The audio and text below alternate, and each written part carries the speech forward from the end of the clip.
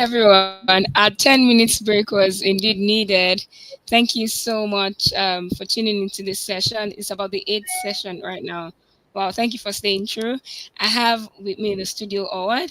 Howard Wolpoff is a seasoned sales and leadership performance coach with a track record of helping sales professionals and teams close more leads, build confidence, and scale their success.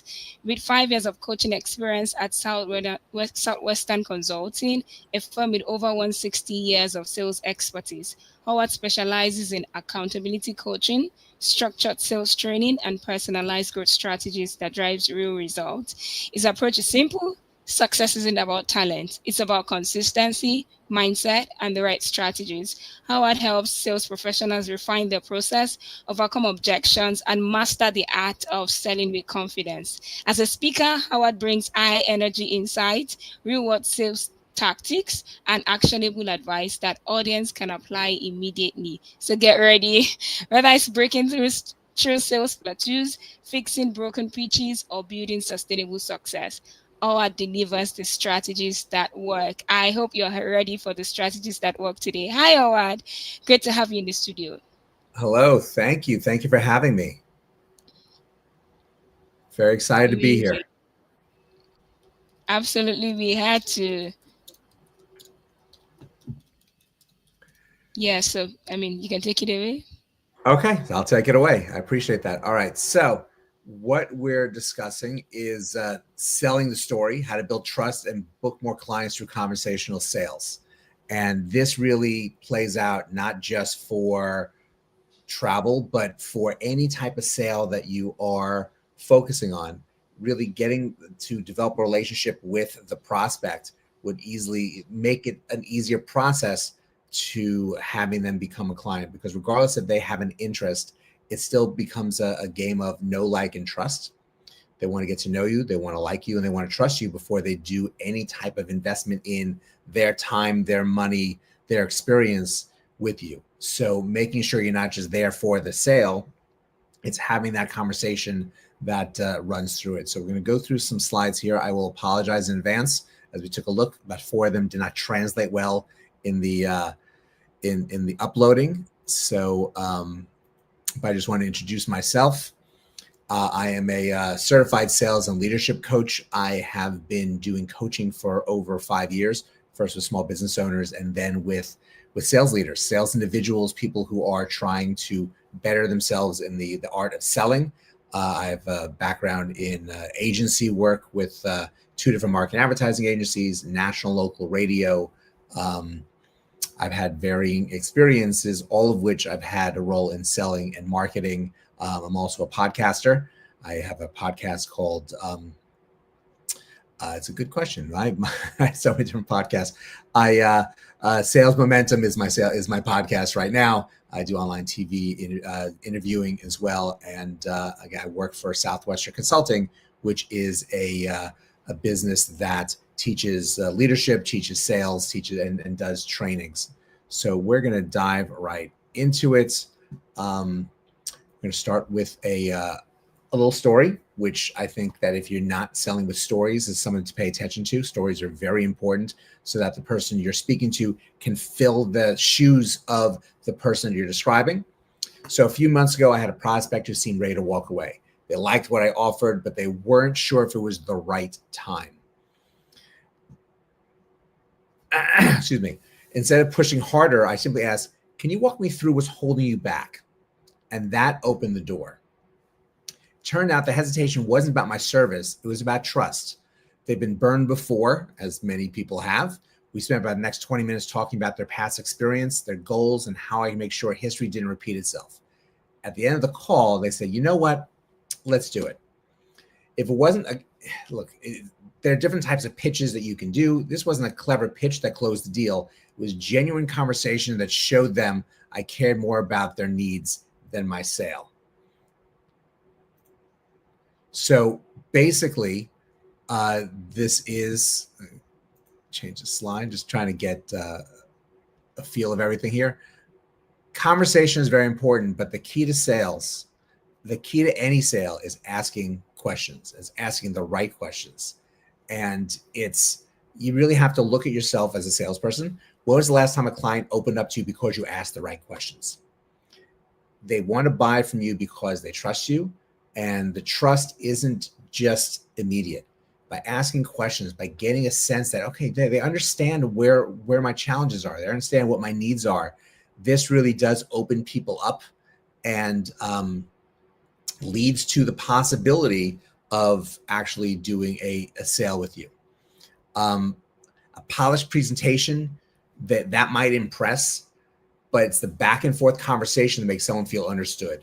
When a client feels you're taking time to listen, to ask thorough questions, thoughtful questions, to address their concerns without rushing, you're not just selling, you're building a relationship, and you really are in the relationship business.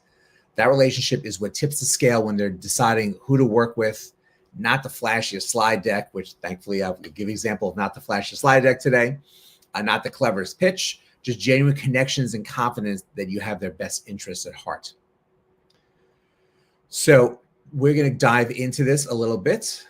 And here's one of my slides that aren't working well. I'm going to read through the slide and I'll kind of go through the description so you can see what I have here. It really is, we're talking about the psychology of trust. I'm reading it from the side. The psychology of trust rooted in our need for safety, consistency, and connection. We're going to go through three things that the focus on: empathy, consistency, authenticity. Empathy, what's on the screen, understanding and sharing another person's feelings, creating genuine connection and trust by truly listening and caring about their experience. Consistency, delivering reliable actions and behavior over time, building credibility and trust through predictable follow-through and steady commitments to promise. And authenticity, being genuine, transparent, and true to your values, fostering trust by showing the real you without the presence of performance. All right, so I'm going to dive back into describing all of this. The psychology of trust is rooted in our need for safety, consistency, and connection. People tend to trust those who demonstrate reliability over time, communicate openly, and show genuine concern for their well-being. In sales, this means more than delivering on promises. It's about aligning words and actions, being transparent about limitations, and creating a space where the client feels heard and understood. Trust is also reciprocal. When you show vulnerability and authenticity, you invite the other person to do the same, strengthening the bond that you're making with this person. Ultimately, trust isn't built in a single moment. It's the accumulation of many small positive experiences that signal you can rely on me. So going into this deeper, people are more open when they feel heard. And the trust triggers, as I have on the screen, are empathy, consistency, and authenticity. Some sales data with the next screen, which is a little bit better. 78% of buyers say that sales experience influences whether they buy, not just the product. So let me share a brief real-world example about conversational sales that had shortened the sales cycle. A software company shifted from scripted demos to conversational sales, and in their makeup of how they're operating their sales systems, focusing on understanding client specific needs through open dialogue. And as a result, their average sales cycle dropped from 90 days to 45 days, which is a 50% reduction. And this happened because prospects felt heard and confident, allowing faster decisions without lengthy back and forth. Studies show 70% of buyers are more likely to buy when they trust a salesperson, highlighting how conversations build and trust quickly. So here's an example of, in the IT world, in selling software, something like this really does make a big difference because people are about the relationship and not just the sale. And this is the value of what we're talking about. So the storytelling framework, and just making sure that everything is playing here, because I think there's another slide is going to be a problem. Okay, so today I want to introduce you to a powerful approach called storytelling framework. At its core, the framework combines storytelling and sales to create meaningful, trust-based conversations that lead to better outcomes. Instead of pushing features or giving traditional sales pitch, storytelling focuses on engaging your prospect by connecting with them on a personal and emotional level. It's about understanding their challenges, uncovering their real motivations, and positioning your solution as the hero in the journey. The framework typically follows 4 key steps. And this is broken up a little bit. Again, I apologize. Framework number 1, connect before you convince. building rapport and sparking genuine curiosity with open-ended questions. Uncover the emotional driver. Listen carefully to identify an underlying why behind the interest, their fears, goals, desires. Finding that why is incredibly important. Frame the solution as a story. Share relevant client success stories that mirror their situation, showing how your solution helped others overcome similar obstacles. And the fourth is guiding to action. Use the emotional connection and shared story to confidently move towards a clear next step. By following this approach, you create conversations that don't just inform, but inspire trust and motivate decisions, shortening sales cycles and building lasting relationships. Again, it comes down to the story.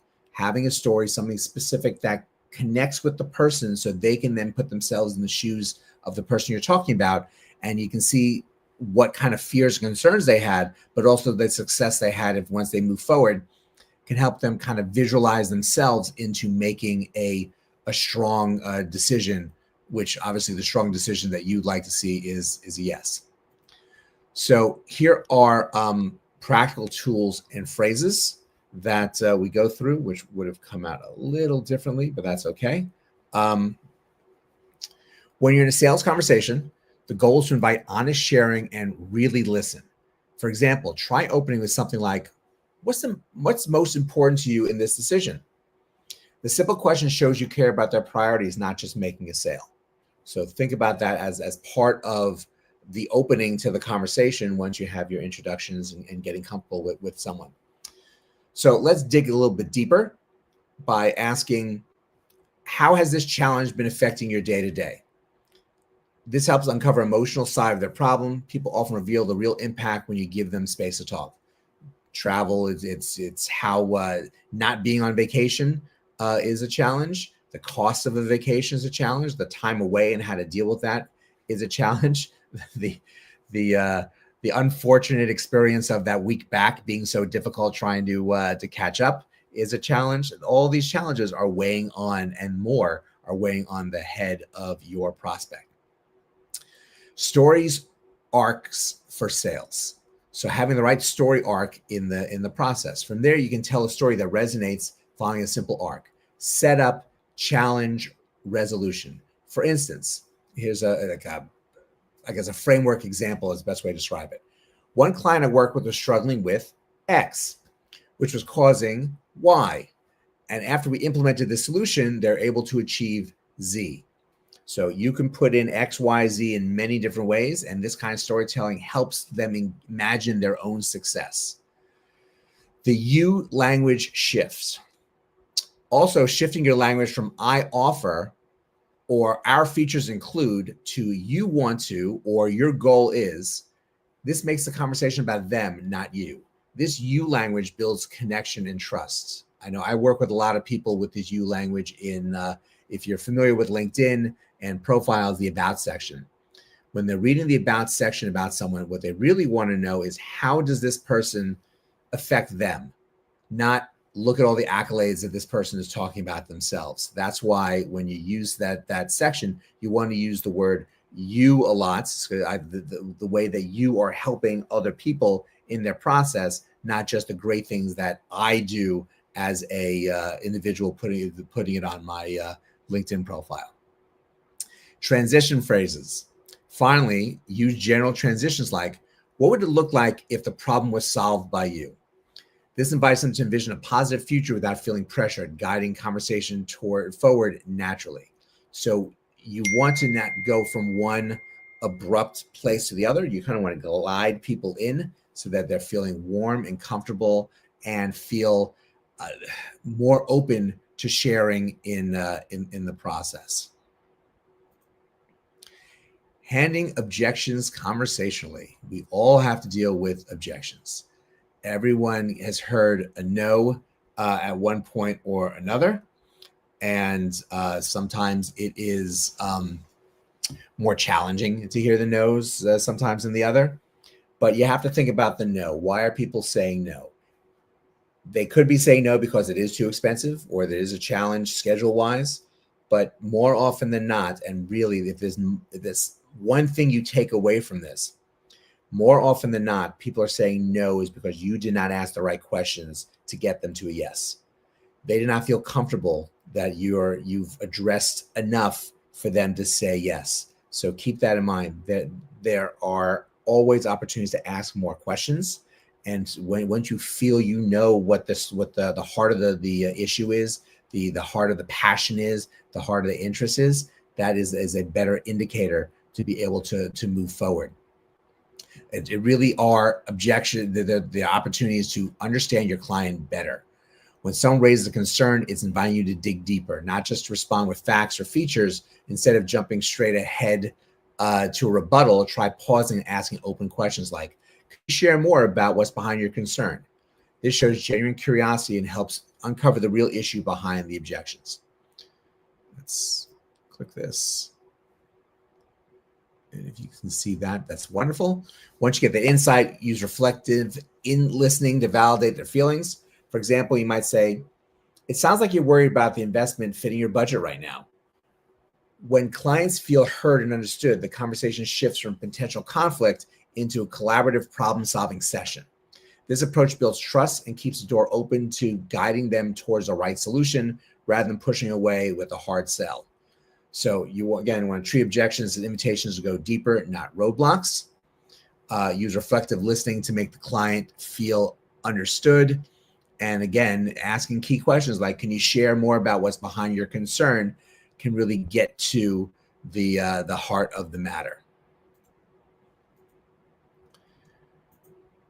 Okay, so within selling this story, I want to recap a couple of things with the story selling framework. First, connect before you convince. Building rapport and showing genuine curiosity sets the foundation for trust and openness. Without connection, even the best pitch can fall flat. Next, find the emotional driver. Understand the deeper reasons behind your client's decision, their fears, their goals, their desires. This emotional insight is what turns a transaction into a meaningful solution. Finally, tell their story with them as the hero. Position your product or service as the tool that helped them overcome challenges and reach their goals. When clients see themselves as the main character, they're more engaged and motivated to move forward. Remember this, in sales, your best script is the one your client writes with you. The strongest sales conversations happen when you listen closely and adapt to their unique story. And in your next conversations, as you walk away from this day, in different conversations you have, try swapping at least one traditional pitch point for a story point. Notice how the shift changes in energy, the whole energy of the conversation, and deepens the connection. So I want to kind of shift a little bit at this point, because I think there's value to sharing with you as well of the habits of top producers. And with that, it really is the way that people are achieving their goals selling wise, and really checking off the boxes that need to really make sure that you are encompassing everything you need to do within the business model that you have. This is a broader presentation I do for habits of top producers. I hope everyone here would want to be a top producer in their industry, in their office, because I really hope you don't look in the mirror saying, you know what, I want to be a mediocre version of myself. That's not the best self-talk that there is.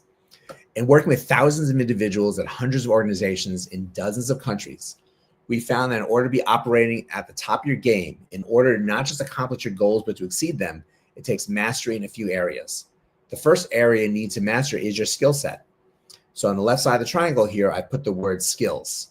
And there are different types of skills that you need to be effective in sales. You need to be able to generate leads, approach effectively over the phone or in person, ask questions to find and develop a need, present with enthusiasm, close for a decision, answer objections, follow up, and getting referrals. Those are technical, learnable sales skills that need to be developed. Have you ever known someone who's a skilled salesperson that did not reach their potential because they were not motivated? So, key component here for number 2 is motivation. Motivation is not just something that you're born with. Even someone who started out highly motivated can lose their motivation if they're not cultivating it. There is a science to sustain motivation. You need to have a long-term vision, short-term goals, a purpose bigger than a paycheck, an attitude of abundance and gratitude, and good self-talk. And these are aspects of motivation that I work with my coaching clients all the time. It's not enough just to want to do well and have sales skills. To reach your full potential, you need to have incredible systems. So on the left side of the triangle, I add the word strategy. And the strategy really is setting up systems that include processes for managing your time, follow-up systems, understanding your sales metrics, including your CRM, and more. While we certainly do sales training, we don't consider ourselves just to be a training company. We're not just about sharing habits, we're about truly changing habits. In the center of the triangle, that's why I use the word habits. When working with clients, we help them change habits through one-on-one accountability. And the way that you fix habits really is the word I just shared, accountability. Having someone outside reach out to you and communicate with you and help you on a regular basis so that you are feeling accountable for everything that you have in your system and being able to address the sales and business operations you need for the business you've been developing. Oops, that slide didn't come through. All right, so basically, a lot of what I've shared with you, I did not make up last night, last week, or last year. It's the methodology of the parent company that I work with, Southwestern Advantage, and the specific division is Southwestern Consultants. Southwestern actually started in 1855 and is the oldest direct sales company in the United States. We were founded with the concepts and principles of really focused sales. We actually started as door-to-door salespeople of books and Bibles. It's actually a division of the company that exists today. Every summer, students will come in and learn how to sell, but they're really learning leadership and communication skills by doing this. They're there for 12 weeks. Really, it's a very tough summer they have, but they really have developed great skills. Now we've taken all those skills and put it into a sales coaching program. And since 2007, we've coached over 23,000 salespeople, leaders, and executives, as well as other individuals who want to become better versions of themselves.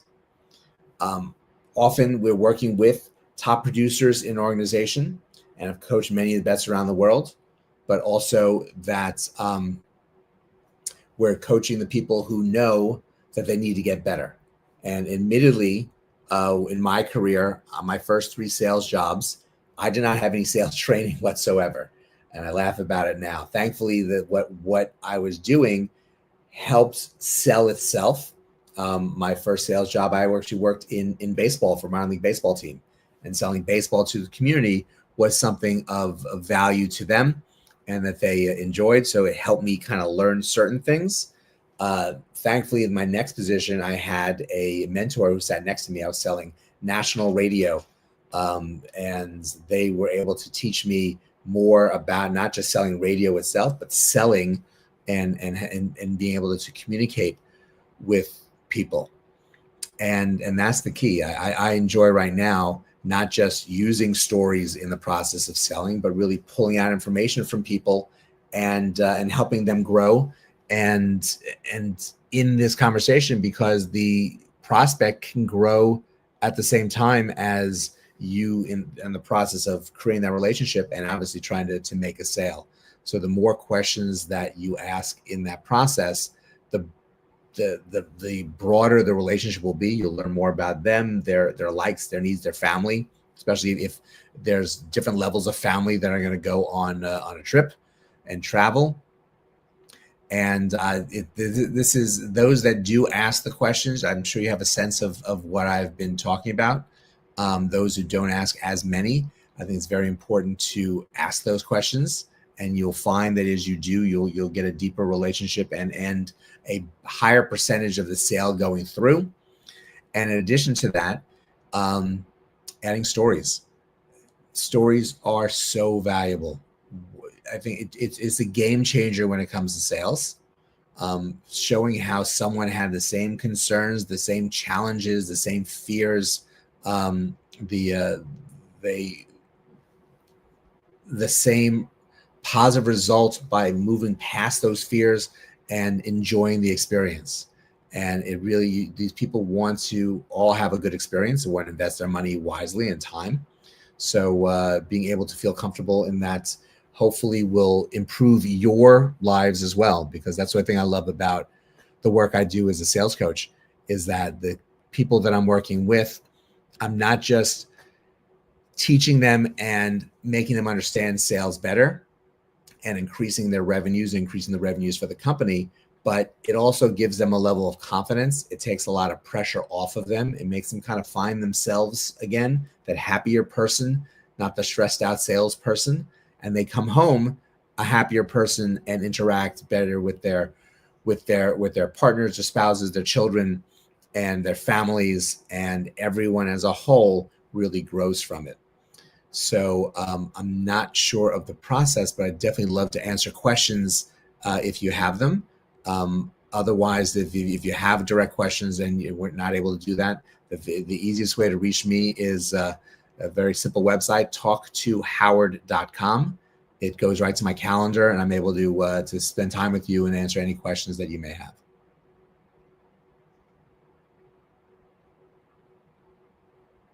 Thank you so much, Howard. Yes, we only have about a minute left for your session, but I think it's important for me to say this to everyone who is watching us, because this is live streamed, that you wouldn't get a better person to talk about conversational sales than Howard. That shows in his content, that shows in his coaching sessions, and just in everything that he has said right now. It's important that you pull out stories from people, and you get them into that space where they really understand that whatever it is you want to talk to them about, or you want to sell to them, as a matter of fact, selling is helping. Thank you so much, and thank you for sharing your website. How can we find you on LinkedIn or any other place? You can find me with the spelling of my name, Howard Wolpoff, WOLP as in Peter, OF as in Frank, F as in Frank, on LinkedIn. And my website is Howard Wolpoff SWC. That's Southwestern Consulting. So is .com is the website. And again, straight to my calendar if you want to ask questions, have any thoughts, talktohoward.com. Thank you so much for joining us today. Thank you, Thank you. everyone, My for pleasure. tuning in. We just take a 10 minutes break, and we will be back for the last session. Thank you.